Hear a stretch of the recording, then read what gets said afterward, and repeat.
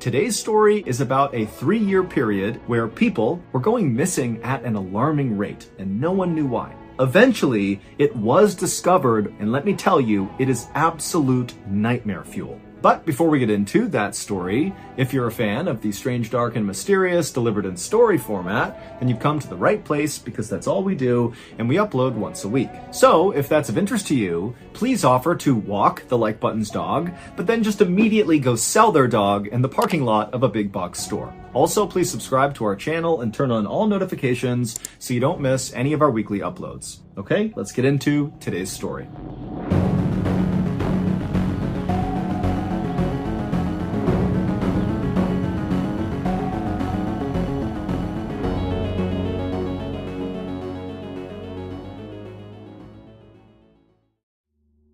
Early on the morning of January 12th, 1765, a 12-year-old boy named Jacques Portufis sat up suddenly in his bed, breathing hard. The room was pitch black that he was in, but he could feel he was sweating and his heart was racing, and he tried to shake his head to kind of wipe the nightmare he had just had from his mind, but he just couldn't do it. All he could think about was how in this nightmare, something had been chasing him, and he had been running for his life, and he was trying to get away, but whatever this thing was, this horrible beast that was following him, it just kept getting closer and closer and closer until it finally got him, and that's what woke him up. Jacques reached up and touched his face, and he realized he was crying, and he quickly wiped the tears away because he didn't want any of his brothers or sisters to see that he was crying. Jacques was the oldest of 8 kids in his family, and all of them slept in the same small room on straw-filled mattresses inside of their family's little cottage in the southern French province of Gévaudan.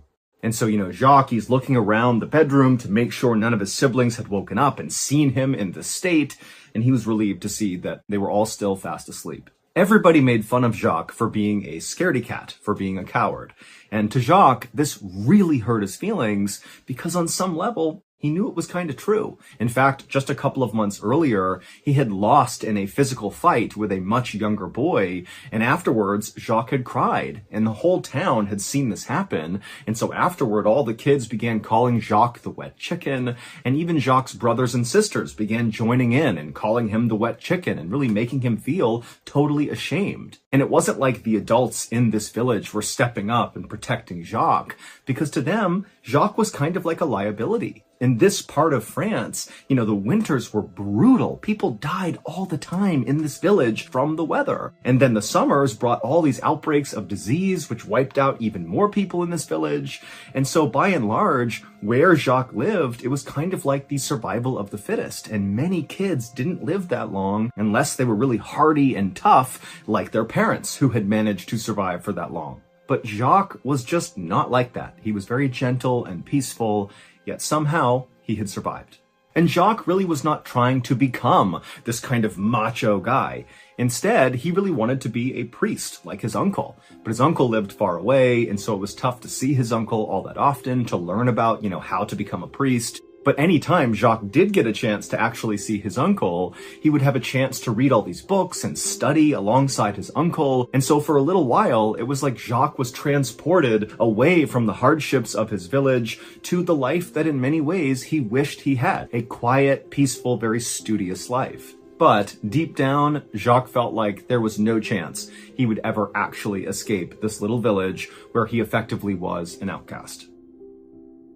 Even though the sun had not risen yet, Jacques just sat on his bed and couldn't fall asleep again after waking up from this nightmare. And so just sitting there in the dark and the quiet, Jacques began to think about what he had to do later that day when the sun did come up. And like usual, Jacques started to feel afraid. And so Jacques eventually just laid down with his eyes open, and he laid there until dawn when one of his younger brothers, named Jean, who was 8 years old, rolled over and pushed him and said, "Hey, wet chicken, it's time to get up. It's our day with the sheep. Let's go." Jacques scowled at his younger brother and shoved him back, but not that hard, because Jacques never really shoved anybody that hard, no matter what they did to him. And then both boys hopped out of their bed, they wolfed down some bread and cheese, and then headed out the door.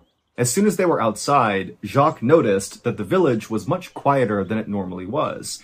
But then again, these days, villagers did not leave their homes unless they absolutely had to. And so Jacques and Jean made their way away from their cottage down the dirt road to the pen where their family kept all of their sheep. And the boys opened up the gate and then used their staffs to kind of corral the sheep out of the gate back onto the road. And as the sheep kind of bleated and baaed and bumped into each other, the boys worked hard to kind of organize them on the road. And then once the sheep understood which direction they were going, towards the forest, a very familiar walk for the sheep, they kind of fell into line and just began walking very casually, like they knew exactly where to go. And once the sheep had fallen into this kind of routine rhythm, Jacques and Jean fell in behind them and just walked quietly after them. And as the boys walked, they both constantly kept looking left and right and ahead of the sheep and behind them, constantly scanning for danger, because they knew something was out here. For months now, children all across this province in France, Gévaudan, had been going missing. They'd go off into fields or pastures, like when they're moving their family's livestock around, and the kids would just vanish. And then sometimes, if they were found again, they'd be found totally mutilated far from where they should have been. The attacks on these kids across Gévaudan had begun a year earlier on June 30th, 1764. On that day, a 14-year-old girl, who actually was the older sister of one of Jacques' friends, had disappeared and then been found again later that day, partially eaten in a field near her home after she had not come home with the family's cattle. Now, of course, this was very tragic, but to this point, there had not been any other attacks, so there was no pattern here, and so the assumption was she must have been attacked by a wolf, which did happen, and often two children, because kids at this time in France were often in charge of tending to their family's grazing animals, the way Jacques and Jean were going out with their sheep. You know, these kids were small, they couldn't really defend themselves, and if a wolf set onto them, there was very little they could do. But 5 weeks after this 14-year-old girl was found dead and mutilated in the field, 2 more teenagers were also found mutilated and dead in a field. And really, this was only the beginning. As summer turned to fall that year, more and more kids went missing and then turned up dead in fields, partially mutilated. And the more these attacks happened across southern France, the more people thought to themselves, this can't be a wolf. Number one, wolves don't go on extended human killing sprees. That's just not a thing.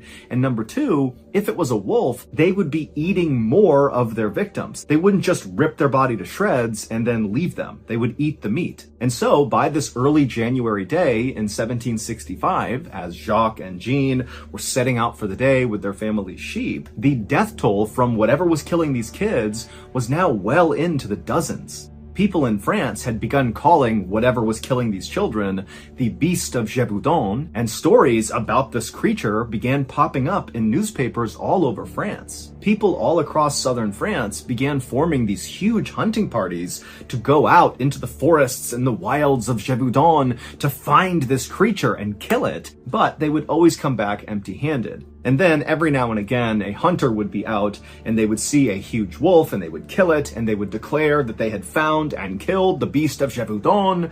But the attacks on these kids all across this province just continued. So obviously that wolf was not it. And so as these attacks continued, all the fairs and festivals that normally would pop up all year long, all across southern France, those all stopped because people were afraid to go out in fear of this creature. And then of course, in villages like Jacques' village, people really just stopped going out unless they had to, again, because of the Beast of Gévaudan.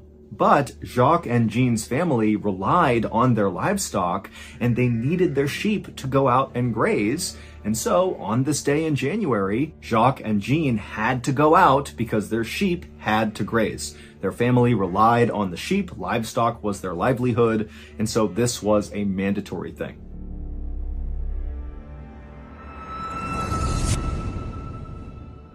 If you're enjoying today's story, well, I have exciting news for you. My long-awaited very first book is out right now. It's called Mr. Ballin Presents Strange, Dark, and Mysterious, The Graphic Stories, and it's shipping worldwide right now. This graphic novel was truly a labor of love, but I can tell you it came out just beautiful, and I think you're going to love it as much as we do. It has 4 feature-length, brand new stories, one of which you're listening to right now, along with 5 OG classic Mr. Ballin stories that have all been reformatted and re-edited to fit this book. If you want to purchase a copy of this bad boy, just go to book.ballinstudios.com, or you can go wherever books or audiobooks are sold. And speaking of audiobooks, if you enjoy hearing me tell you stories, well, guess what? There is an audiobook version of this. And I can tell you, when I recorded said audiobook, I got really into it and kind of, at times, went off script, kind of dramatically so. And so it winds up being this really cool accompanying piece to the graphic novel, but it's also a really unique standalone Mr. Ballin piece. So it's like a really cool thing to get that is not just a regurgitation of what you read in the book. It's its own thing. Again, my first book, Mr. Ballin Presents Strange, Dark, and Mysterious, The Graphic Stories, is out right now and shipping worldwide. Go to book.ballinstudios.com or anywhere else books are sold to get your copy today.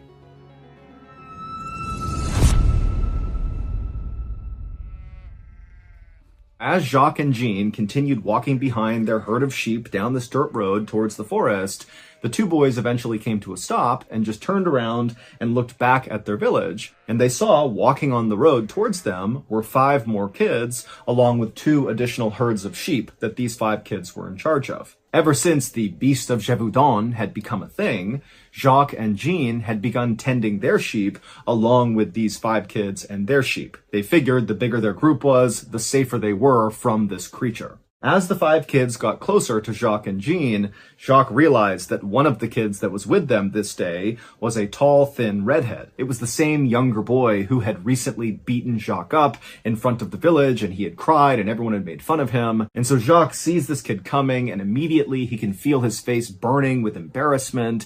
And then the boy, he sees Jacques, and he immediately smirks and begins flapping his arms like chicken wings. But once these 5 kids and their sheep joined Jacques and Jean and their sheep, they all kind of just went quiet because none of them wanted to be out there. They were all scared of the Beast of Gévaudan, and the only reason they were together was, again, to be safe from this creature that was killing kids left and right. And so, in relative silence, all of the kids and their sheep just slowly walked together down this dirt path, and eventually they made it into the big forest, where just beyond the forest was the pasture where these sheep would graze. And as the group actually entered into the trees and it became dark and more quiet and kind of eerie, Jean actually tugged on Jacques' shoulder and said, "Will you please tell a story?" Because Jean was scared too. The kids were all scared, and they figured, if Jacques just told a story, it would take their mind off of how tense this moment was. And when Jacques heard this request, he actually smiled because this was something he loved to do. He was a great storyteller. It was like his one strength.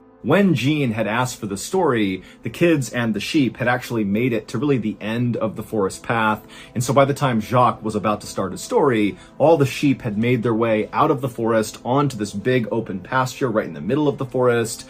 And so as the sheep just kind of filtered out into this open area, Jacques stopped, and all the kids kind of came up right behind him, and Jacques started his story by pointing across the pasture to this bog that was right at the base of this big hill, and he said, "Do you see those big rocks in that bog over there? Well, you see the biggest rock? Well, that's not really a rock. It's actually a doorway, and if you move the rock underneath it, there's a portal to another world." And so as Jacques began telling this very creative story about this kingdom that existed underneath the bog, he sat down against a rock, kind of facing out towards the sheep, and all the other kids kind of filed in around him, taking seats, with Jean, his brother, sitting right behind him to his right. And Jacques, he was just really into the story to the point where he kind of forgot about what was happening with the sheep, and he wasn't scanning around for danger, and neither were any of the kids, including the redhead who had beaten Jacques up.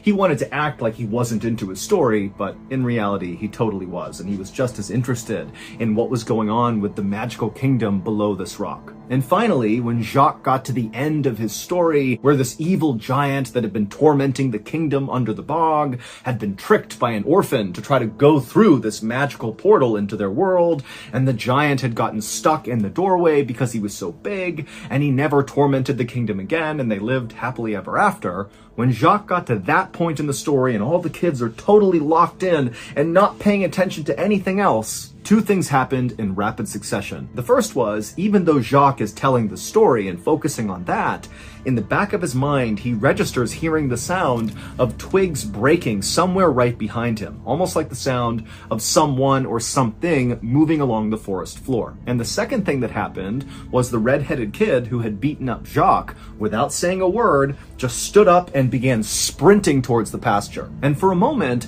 Jacques thought this kid, who was kind of like a bully, was doing this on purpose, to be rude to Jacques, to kind of run away at the climax of the story like he didn't care about it.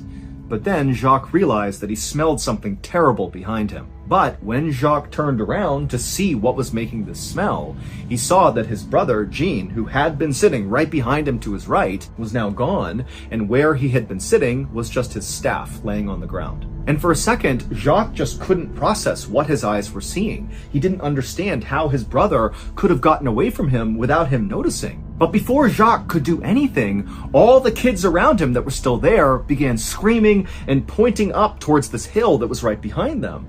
And so Jacques turned around, and to his horror, he saw there was this huge 12-foot tall creature that was covered in fur. It looked like an oversized wolf, but it was standing on 2 legs, and its bones seemed like they were too big for its own skin, and it made it seem very angular and jagged. And as it kind of loped grotesquely up the hillside, Jacques realized it was carrying in its front arm Jean, who was screaming and kicking but could not get away from this creature. Jacques understood that this was the beast of Gévaudan, and it was going to go kill his brother. And immediately Jacques is thinking, you gotta run away, get to safety, get out of here. And all the kids around him, that's what they did. They took off running towards the pasture. They didn't care about Jean, they only cared about themselves. And so Jacques, he knows he needs to get away, save himself, but his legs just will not move. He is rooted to the spot because something inside of him told him he has to save his brother. It doesn't matter if everyone thinks he's a coward, that's his brother. He needs to do something. And so Jacques, he turns to the kids who are running away from him,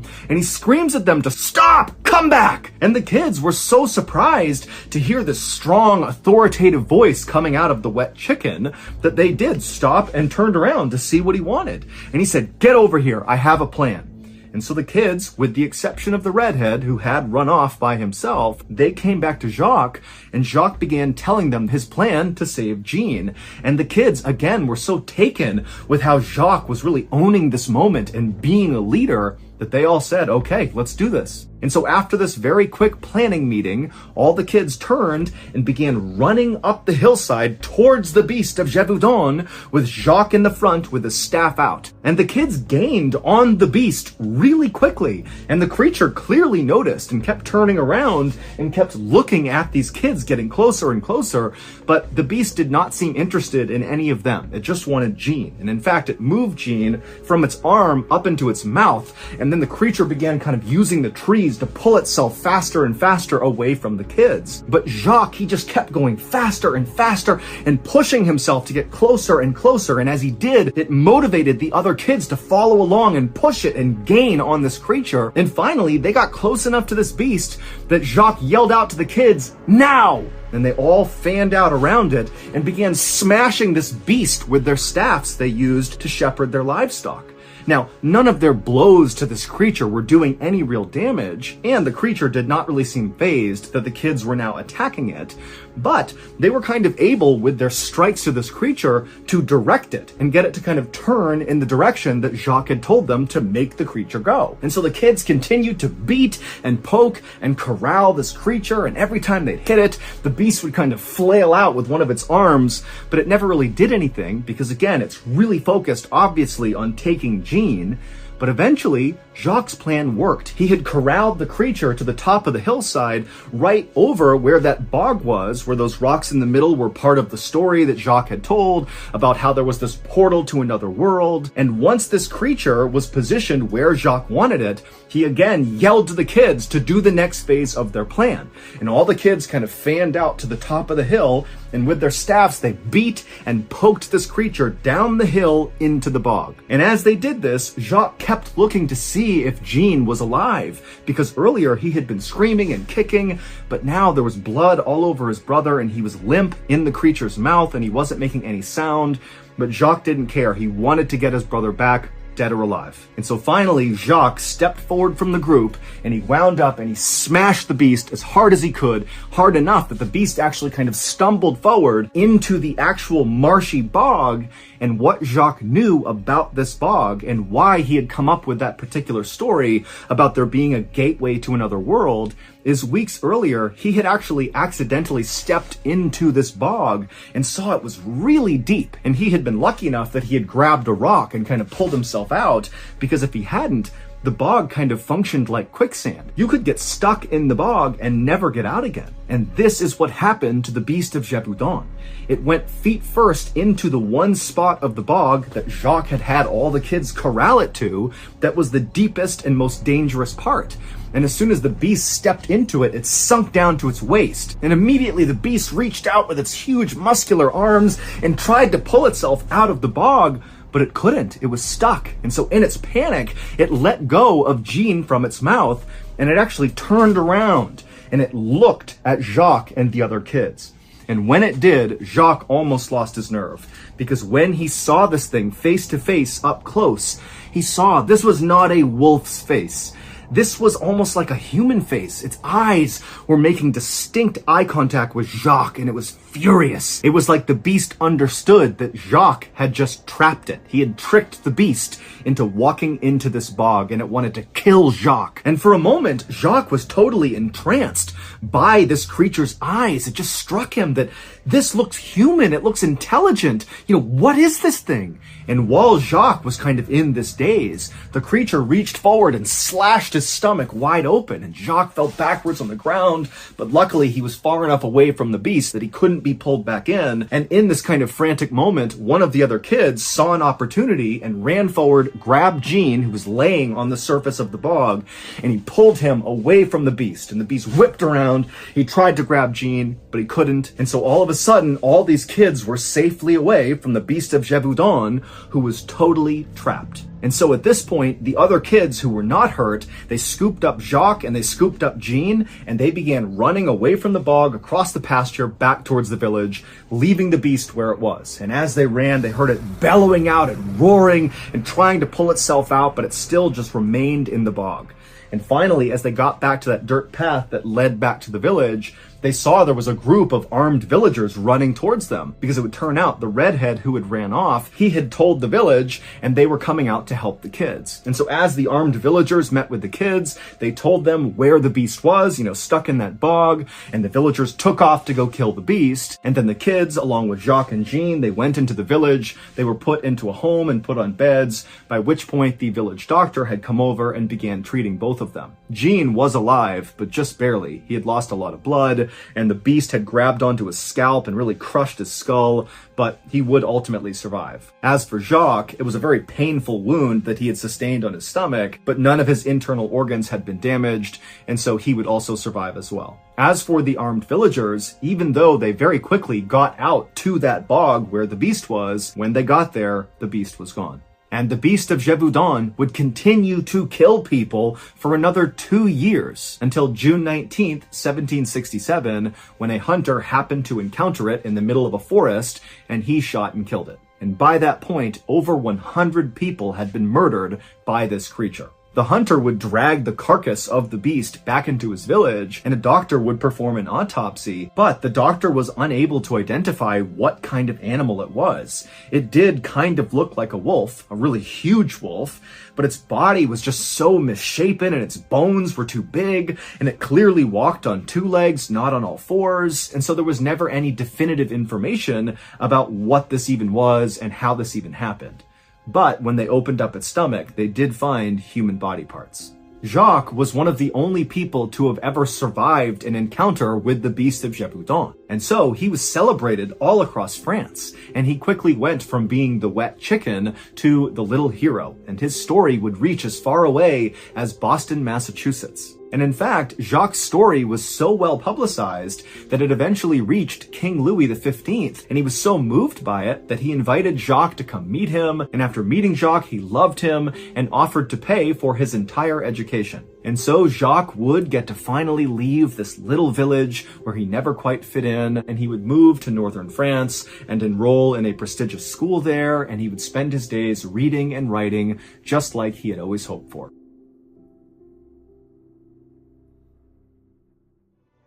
Just a reminder, my very first book, Mr. Bullen Presents Strange, Dark, Mysterious, The Graphic Stories, is out right now and shipping worldwide. You can find it wherever books or audiobooks are sold. This book is truly a brand new experience for anybody who's a fan of the strange, dark, and mysterious. We've never had a book before, so this is a big deal. It's a collection of 9 stories. Some are new, some are old, but they're all awesome. The artwork is incredible. The storytelling is just superb. So if you have not purchased your copy yet, or you haven't bought it for one of your friends yet, come on, go to book.ballinstudios.com or go to wherever books are sold and get a copy today. Again, that is book.ballinstudios.com or go to wherever books or audiobooks are sold to get your copy of our first book today. So that's going to do it. If you're looking for more strange, dark, and mysterious content, remember we have a whole slew of strange, dark, and mysterious shows. We have the Mr. Ballin podcast, Mr. Ballin's Medical Mysteries, we have Run Fool, Bedtime Stories, and Wartime Stories. They are all excellent, they are all free, and available on all podcast platforms. All you have to do is just look up Ballin Studios wherever you like to listen to podcasts, and boom, you can find them all and start your binge. Thank you very much. Until next time, see ya. Wait, don't go anywhere. If you're looking for more strange, dark, and mysterious videos, click here.